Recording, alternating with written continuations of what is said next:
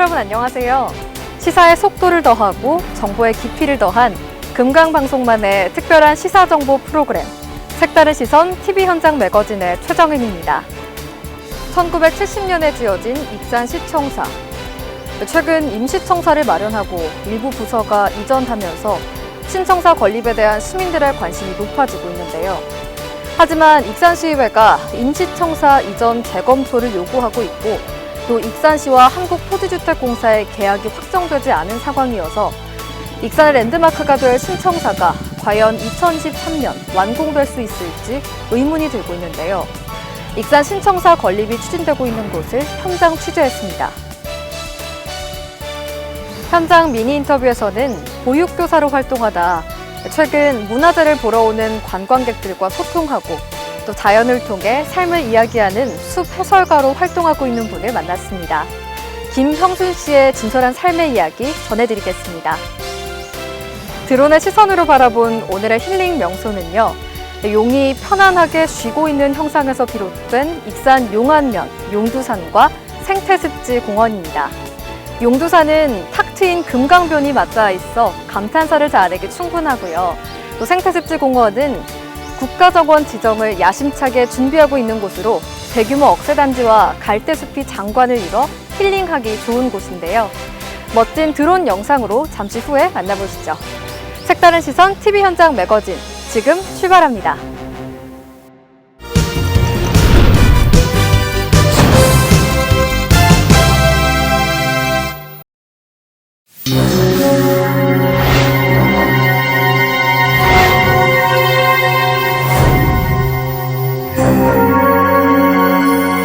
내년 6월 정도나 돼야 착공이 가는 거지 않을까 이렇게 생각을 합니다. 그래서 저희들의 완공 시점은 2020, 한 2년 반 정도 공사 기간을 봐서 23년도 말로 이렇게 보고 있습니다.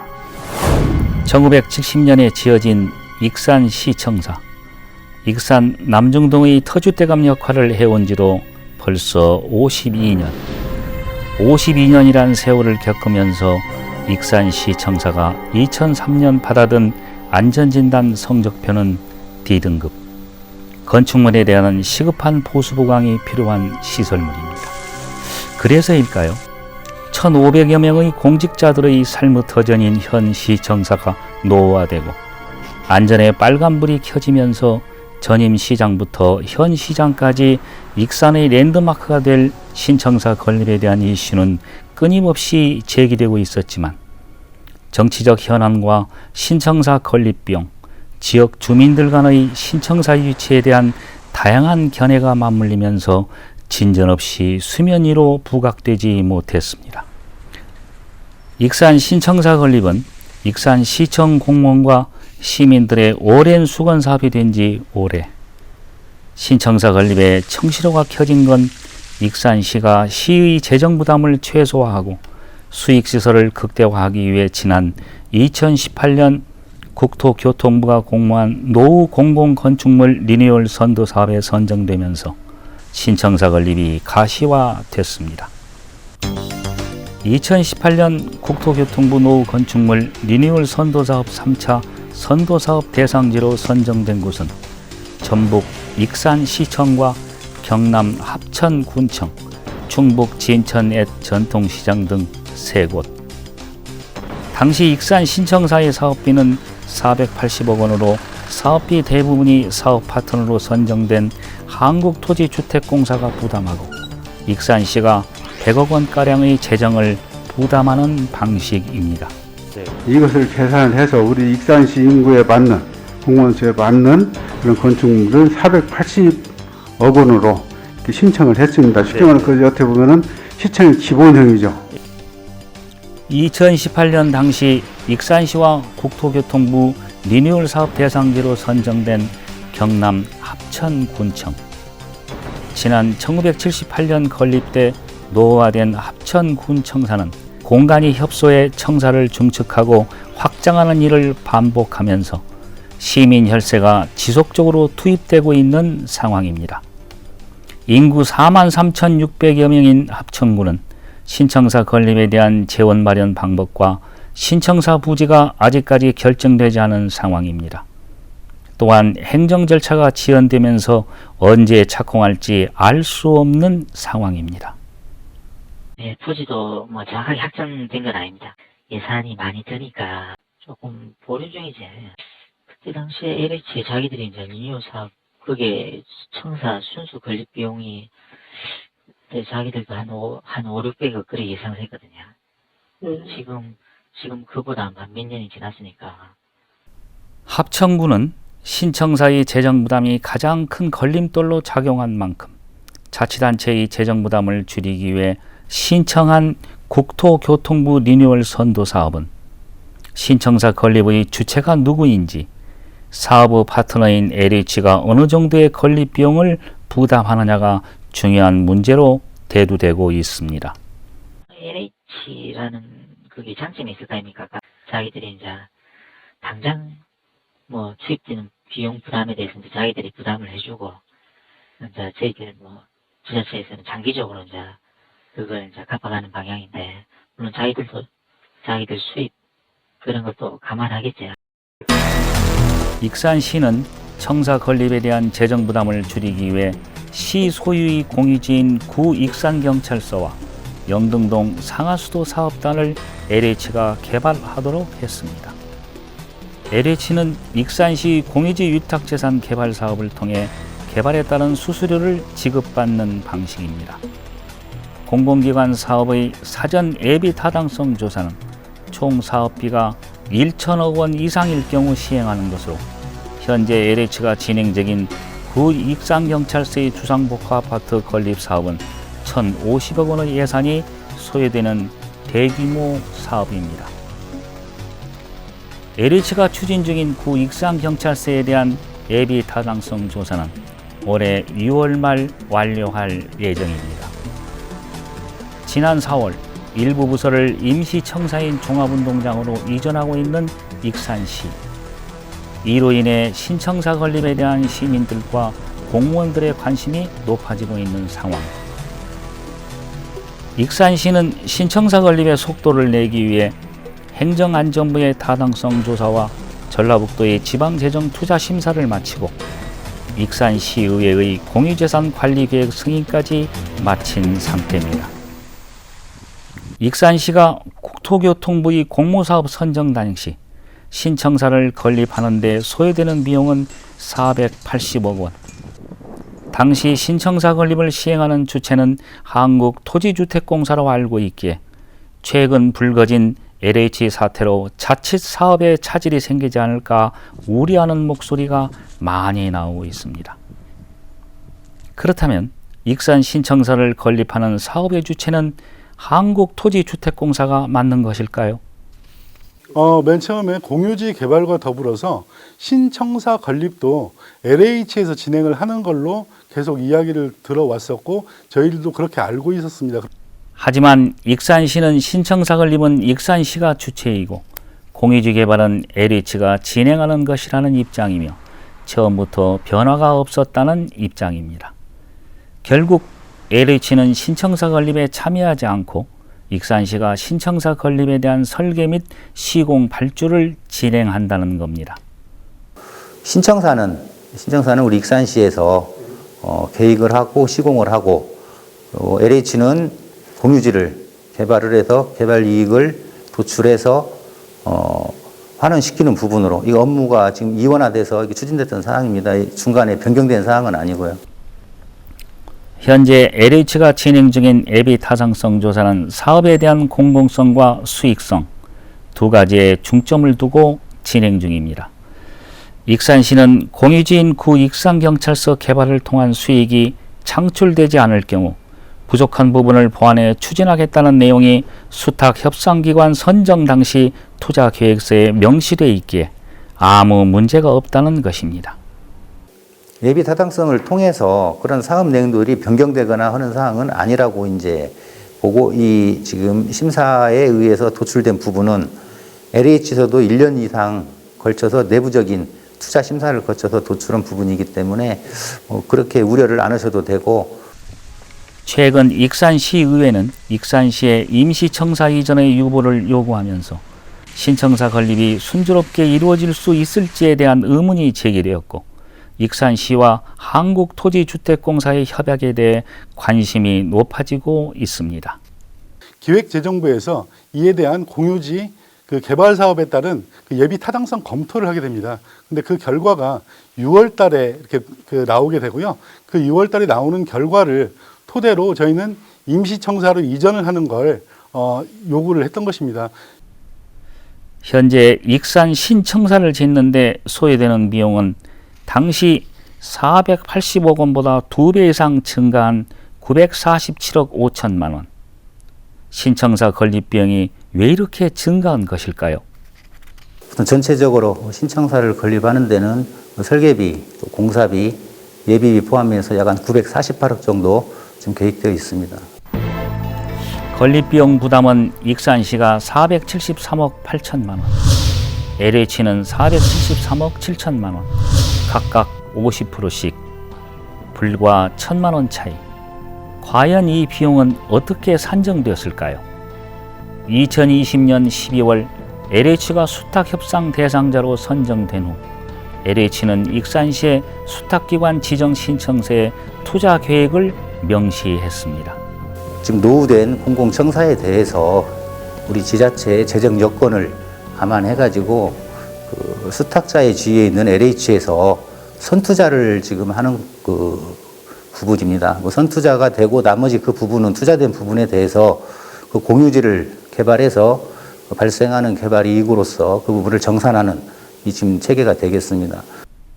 LH가 구 익산경찰서에 짓는 주상복합 아파트는 지하 3층, 지상 36층 높이의 350세대 규모로 소요되는 비용은 약 1,050억 원. 토지 비용이 반영되지 않았기에 사업비는 예상보다 적어질 수 있지만 현재 익산시는 대규모 아파트 분양 계획이 있고 인구가 지속적으로 감소하고 있는 상황이어서 미분양이 발생할 경우 LH가 청사 건립에 소요되는 비용 50%를 충당하는 데는 문제가 없을까요? 만약에 미분양이 나가지고 수익금이 적어질 수도 있거든요. 그러면은 아마도 시민 부담은 조금 더 시비 부담은 좀 더 커질 거라는 예상도 하고 있습니다. 취재진은 경상남도 진주에 있는 한국토지주택공사 본사에 인터뷰를 요청했지만 최근 LH 사태로 인해 내부가 어수선한 듯 본사 홍보팀을 통해 서면으로만 답변이 가능하다는 입장입니다. 저희가 그 본사에 별도로 홍보실이 있거든요. 홍보실로 통해서 저기 질의를 하셔야 됩니다. 홍보실이 이 내용을 자세히 알고 있나요? 네, 저희가 홍보실을 통해서 답변이 나가기 때문에 네. 홍보실로 그 문의를 좀 해주시면 좋겠습니다. 유선상으로 이렇게 전화 인터뷰는 안 됩니까? 안 됩니다. LH는 구 익산경찰서의 유탁개발에 따른 위험 부담은 원칙적으로 수익 귀속의 주체인 익산시에 있다는 입장이며 미분양에 따른 리스크 저감 방안에 대해서는 익산시와 협의할 예정이라고 합니다. LH는 이제 개발 이익을 취하지 않고 수탁을 받아서 공유지 개발을 해서 개발 이익을 전체 우리 지자체에 지금 제공을 하는 부분인데 거기에 따른 차액은 예를 들어서 LH에도 선투자할 수도 있다라는 이제 부분이고 50% 정도 계획이 되어 있는데 우리 시 입장은 어쨌든 선투자하게 되면 거기에 따른 금융 비용이 발생되기 때문에 그런 측면에 있어서도 우리 시는 기금을 미리 준비해서 사전에 이제 집행할 수 있도록 준비를 하고 아울러서 이 남중동 우리 신청사를 위주로 한 주변이 이제 도시재생사업지구로 선정이 되면서 주택도시기금을 활용할 수 있는 지금 여건이 되었습니다. 따라서 저희가 한 400억 규모의 지금 주택도시기금을 활용하는 내용을 지금 국토부와 지금 협의가 마무리되어 있어서요. LH의 예비 타당성 조사가 6월 말 완료되지만 익산시는 완료되기 전부터 임시청사를 종합운동장과 실내체육관으로 일부 부서의 이전을 추진하고 있습니다.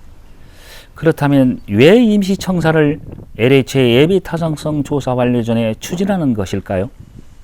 이제 임시청사라고 하는 부분에 대한 계획은 당초에서 본공사 들어가기 전에 저희가 이제 4월부터 이제 추진하는 걸로 원래 계획은 잡혀 있었습니다.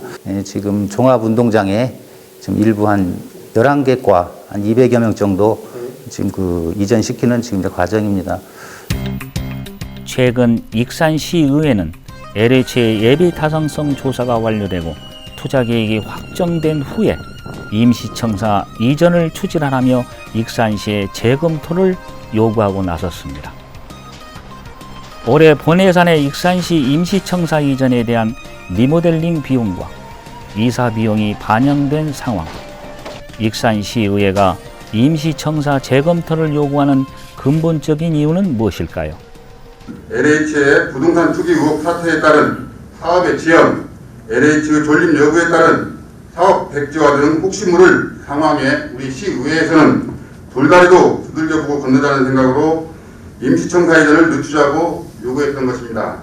LH는 지난 2020년 10월 수탁기관 선정 공고에 따라 수탁기관 신청서를 제출했고 LH는 익산 신청사 건립을 위해 제시한 473억 7천만 원은 예비 타당성 결과에 따라 변경 가능하다며 최종 금액은 예타 결과 완료 후에 결정된다는 입장을 취재진에 전해왔습니다.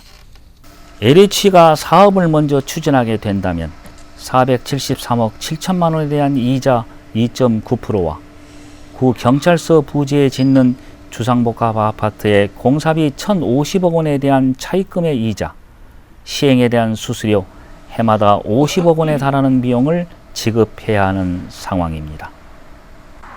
그러다 보니 익산시는 LH의 선투자 외에 다른 방안을 현재 추진 중에 있습니다. 신청사가 들어서는 현 남중동은 도시재생사업이 진행됩니다. 익산시는 도시재생사업을 위해 주택도시보증공사와 협의해 주택도시기금 400억 원을 1.8%의 이자로 활용할 수 있게 됐습니다. 이 경우 LH의 기금은 활용할 수가 없어 신청사 건립에 소요되는 비용을 LH가 부담하지 않는 상황이 발생할 수도 있습니다. 2020년 12월 달에 그 심의위원회에서는 그 제안서를 그 공개를 한 걸로 알고 있지만 우리 시 상임위원회나 의장단에 공개를 한 적은 없습니다. LH의 예비 타당성 조사 후 익산시와 LH가 본계약을 체결하게 되면 공유재산관리계획안이 익산시의회의 동의를 얻어야 합니다. 구 익산경찰서 개발 사업에 대한 리스크는 익산시가 떠안게 되면서 LH의 예비 타당성 결과에 관심이 집중되고 있습니다. 결국은 그 개발 이익을 취하기 위해서는 100% 분양이라고 하는 이제 전제 조건이 되는데요.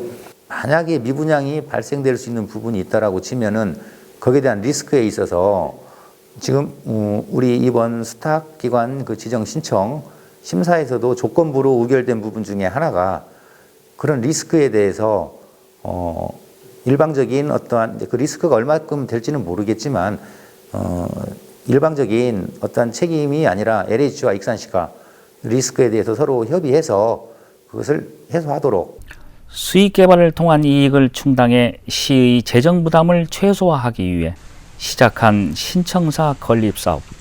김부겸 총리는 출입 기자들과의 대화에서 부동산 투기가 불거진 LH는 거의 해체 수준으로 결론이 날 것 같다는 얘기를 했고 언론에 보도되었습니다.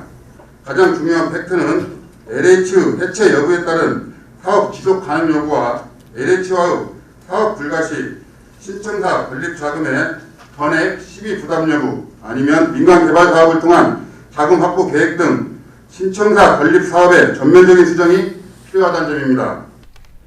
익산 남중동 현 부지에 새롭게 조성되는 신청사는 지하 2층 지상 10층 규모로 백제 고도의 미륵사지 석탑을 담은 미래 역사 관문의 태반을 살려 조성될 예정입니다.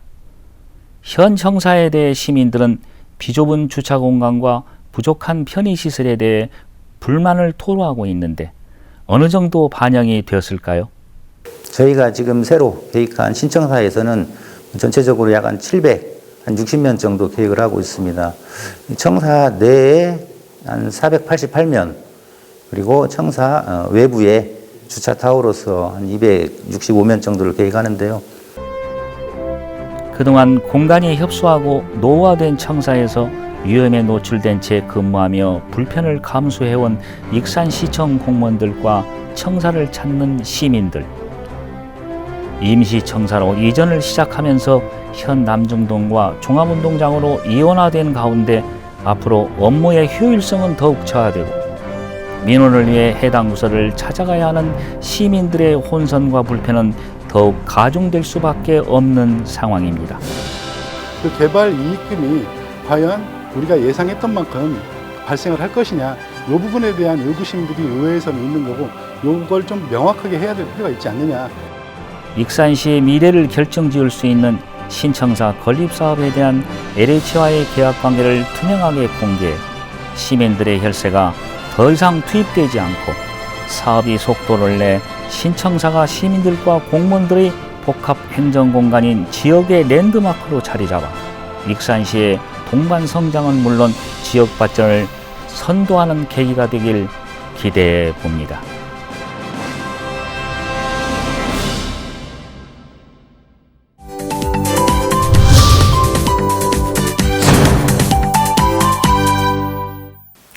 현장 미니 인터뷰 시간입니다. 군산은 근대유산이 산재해 있고 또 월명산과 청암산 등 유명한 숲들이 조성돼 있다 보니 시민들은 물론이고 관광객들의 많은 관심을 받고 있는데요. 오늘 현장 미니 인터뷰에서는 문화재를 통해 다양한 관광객을 만나는 문화재 해설사이자 숲 해설가인 김영순 씨를 만나 진솔한 삶의 이야기 나눠보도록 하겠습니다.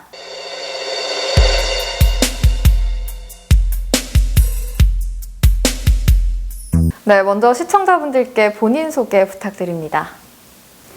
안녕하세요.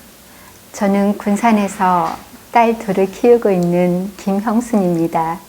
현재는 문화재 해설사로 숲 해설가로 아이들과 또한 군산을 찾아주시는 많은 분들과 즐겁게 생활하고 있습니다. 네, 보육교사로 활동하시다가 문화재 해설사와 숲 해설가로 활동하게 되셨는데 그렇게 된 계기가 있으실까요?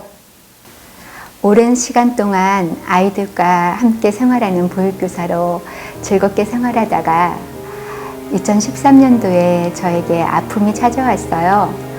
유방암이라는 선고를 받고 아이들과 생활하는 것은 많은 에너지가 필요했어요.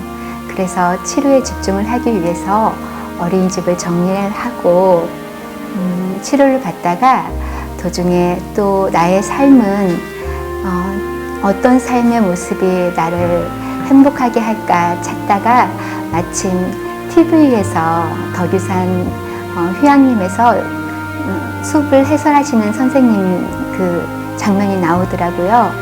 그래서 숲 해설가라는 직업도 있었구나. 그러면 이 직업으로 일을 하려면 어떤 과정이 필요할까 알아보다가 전라북도에서는 전북 생명의 숲이라는 곳에서 산림청에서 위탁을 해서 그곳에서 숲 해설가 교육을 양성 교육을 하더라고요. 예, 과정을 마치고 지금 즐겁게 이렇게 숲 활동을 하고 있습니다. 네, 이곳은 항쟁의 역사가 서린 군산 항쟁관인데요. 이곳에 대한 간략한 소개 부탁드리겠습니다. 이곳은 일제강점기 때 1930년도에 일본인이 살았던 주택이에요. 2층 주택이죠. 이곳이 있는 이 월명동과 신흥동은 일본인들이 주로 거주했던 거류지예요. 그때 당시 우리 조선 사람들은 산비탈과 외곽으로 쫓겨나서 거기에서 움막집과 토막집을 짓고 살았죠. 일본인들은 이렇게 2층 집을 짓고 이곳에서 살았는데 이제 이 집이 헐리기 전에 이 집을 보존하고 여기를 리모델링을 해서 그때 당시에 우리 군산에서 항쟁했던 모습들을 이곳에 전시를 해놓고 군산을 찾아주시는 분들께 군산의 항쟁과 일제강점기 때 일본인들의 만행을 알리기 위해서 군산 항쟁관으로 활용하고 있습니다. 항쟁관에 해설사가 배치된 것은 2019년도부터였어요. 그 전에는 해설사 선생님이 안 계셨고 자유롭게 와서 관람만 하셨는데 2019년도부터는 저희 같은 문화재 해설사가 배치되어서 여기 군산에 찾아오신 분들에게 일제강점기 때 군산 시민들의 항쟁과 또 일제의 만행들을 해설을 해드리고 또 군산을 소개하는 역할을 하고 있습니다. 현재 이곳에서 문화재 해설사로 활동하고 계신데요. 많은 관광객분들을 만나다 보면은 좀 기억에 남는 일화나 또 감동받은 일이 있으실 것 같은데 말씀해 주시겠어요? 네, 여기에 있다 보면 전국에서 많은 분들이 찾아오세요.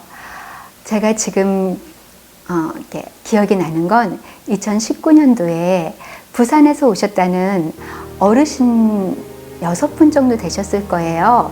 그 어르신분들이 오셔가지고 여기에서 지금 독립선언문이 있잖아요. 이 독립선언문을 한참을 보고 계시는 거예요.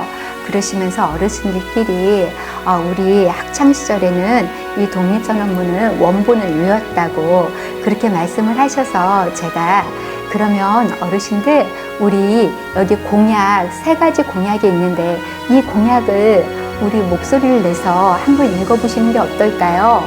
그렇게 말씀을 드렸더니 제가 신앙송을 했기 때문에 이 목소리를 내서 읽는다는 게 듣는 사람에게 많은 감동을 준다는 걸 알기 때문에 제안을 드렸어요. 그랬더니 어르신들께서 흔쾌히 같이 읽어주시더라고요. 그리고 3번째 공약을 다 마친 다음에 한 분께서 눈시울이 이렇게 적셔지는 게 보였어요. 그러면서 고맙다고 그러시는 거예요, 저한테. 이렇게 소리내서 읽게 해줘서 고맙대요. 그리고 같이 읽어줘서 고맙대요. 제가 큰 소리를 읽었더니 어르신들도 목소리가 높아지셨어요. 그때 그 공감력이 저는 지금도 잊혀지지가 않아요. 우리가 독립선언문을 읽어볼 기회도 별로 없고 그냥 눈으로만 읽는데 이렇게 소리를 내서 내 목소리로 내 귀로 들리는 내 목소리가 듣는 것은 굉장히 큰 효과가 있거든요. 그래서 그때 그 감흥이 지금도 잊혀지지 않고 있습니다. 네, 자연에도 애착이 많으셔서 숲 해설가로도 활동하고 계신데 시청자 여러분들께 추천할 만한 군산의 숲은 어디가 있을까요? 군산의 대표적인 산은 월명산과 청암산이 있어요. 그 월명산과 청암산은 공통점이 있는데 일제강점기 때 만들어진 호수를 끼고 있다는 거예요. 특히 제가 추천해드리고 싶은 것은 청암산이에요. 청암산은 1936년도에 마을 5개를 침수돼서 제방을 쌓아가지고 거기에다가 담수를 받아서 그 물로 농사를 짓기 위해서 일제강점기 때 만든 저수지예요. 1960년대부터는 1960년도에서 2008년도까지는 거기가 상수도 보호지역으로 돼가지고 사람을 들어갈 수가 없었어요. 출입을 통제했어요. 2008년도부터 이제 거기를 들어갈 수 있게 되었는데 지금은 그 자연 원시림이 그대로 잘 보존되어서 군산 시민뿐만 아니고 군산을 찾아주시는 많은 분들에게 힐링의 장소, 자연 그대의 모습을 누릴 수 있는 장소로 되어 있습니다. 네, 전국에는 재능을 기부하는 단체가 참 많죠. 그 중에서도 시를 낭송하는 단체에서 활동하고 계신 걸로 아는데 또 신앙송 대회 수상 이력도 있으시더라고요. 이 대회 출전하게 된 계기와 또 기억에 남는 에피소드가 있으실까요? 제가 아프면서 숲을 공부하게 됐고 또 숲을 공부하다 보니까 시에 관심이 있어서 군산시에서 시민들을 대상으로 무료로 시민예술촌에서 시 강좌가 있었어요. 그래서 시 강좌를 수업을 들으면서 시를 읽는 즐거움, 낭송하는 즐거움이 크더라고요. 거기 선생님께서 가까운 서천에서 신석초 신앙송 대회가 있다고 한번 경험 삼아 나가보라고 추천을 해주셔서 격려해 주셔서 그 신앙송 대회를 준비하는 과정이 저에게 아주 특별한 계기가 되었어요. 특별한 즐거움이 되었어요. 한 시를 집중해서 공부하고 또 그 시인의 그 마음을 읽는다는 게 저한테는 큰 즐거움이었거든요. 결과보다는 그 과정이 저한테는 큰 힘이었어요.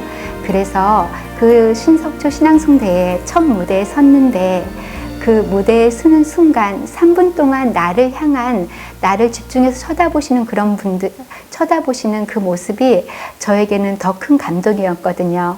그리고 감사하게도 첫 대회에 우수상을 받아서 더욱더 즐거움이 컸죠. 네, 신앙송은 귀로 시를 들려드리다 보니까 아무래도 정서를 보다 효과적으로 전달할 수 있는 좀 특별함이 있을 것 같은데 신앙송에 임하시는 자세가 좀 있을까요? 저는 시도 살아있다고 생각을 해요. 보통 처음 만난 사람하고 오랜 시간, 오랜 같이 공감했던 사람하고는 그 눈빛만 봐도 그 사람을 알 수가 있잖아요. 처음 대하는 그 시는 전 여러 번 읽어요. 여러 번 읽은 다음에 그 시가 쓰여진 시대상을 공부를 해요. 그리고 다시 처음부터 다시 읽어요. 그 시와 친해지기 위해서 시간을 갖는 거죠. 그리고 그 시에 많은 시간을 투자를 해요. 그러면 그 시가 마음의 문을 열더라고요. 그 시가 저한테 들어오더라고요. 제가 먼저 그 시하고 친해진 다음에 제가 낭송을 하면은 듣는 분들의 공감력이 훨씬 더 크더라고요. 그래서 저는 한 시를 대할 때 그 시에 투자하는 시간, 집중하는 시간을 많이 갖고 있습니다. 네, 끝으로 방송을 보고 계신 시청자분들께 신앙송으로 오늘 인터뷰 마무리하면 어떨까 싶은데요. 시 한 편 들려주시겠습니까? 서시, 윤동주. 죽는 날까지 하늘을 우러러 한 점 부끄럼이 없기를 잎새에 있는 바람에도 나는 괴로워했다. 별을 노래하는 마음으로 모든 죽어가는 것을 사랑해야지. 그리고 나에게 주어진 길을 걸어가야겠다. 오늘 밤에도 별이 바람에 스치운다. 네, 숲 해설가이자 문화재 해설사신 김형순 씨와 이야기 나눠봤습니다.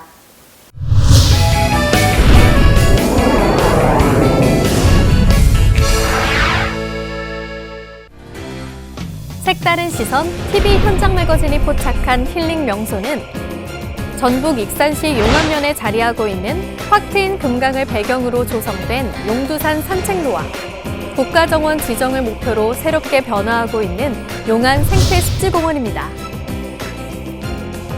해발 61m의 낮은 봉우리의 산인 용두산.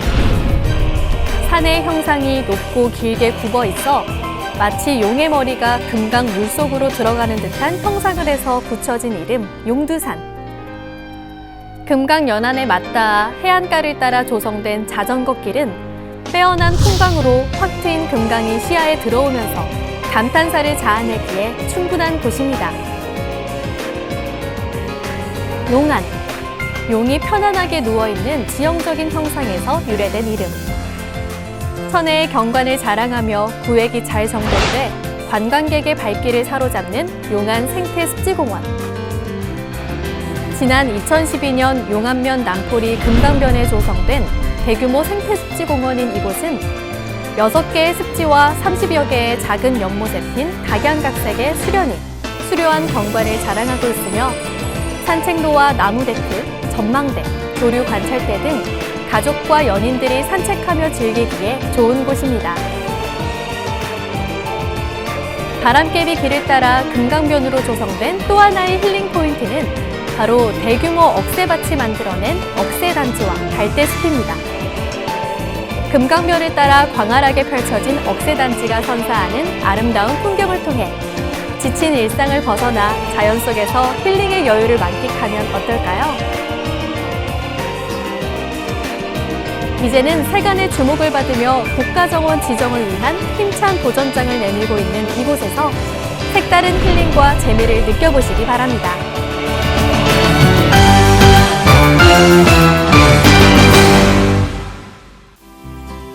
색다른 시선 TV 현장 매거진, 오늘 준비한 소식은 여기까지입니다. 다음 이 시간에도 더욱 알차고 유익한 정보로 찾아뵙겠습니다. 시청해주신 여러분 고맙습니다.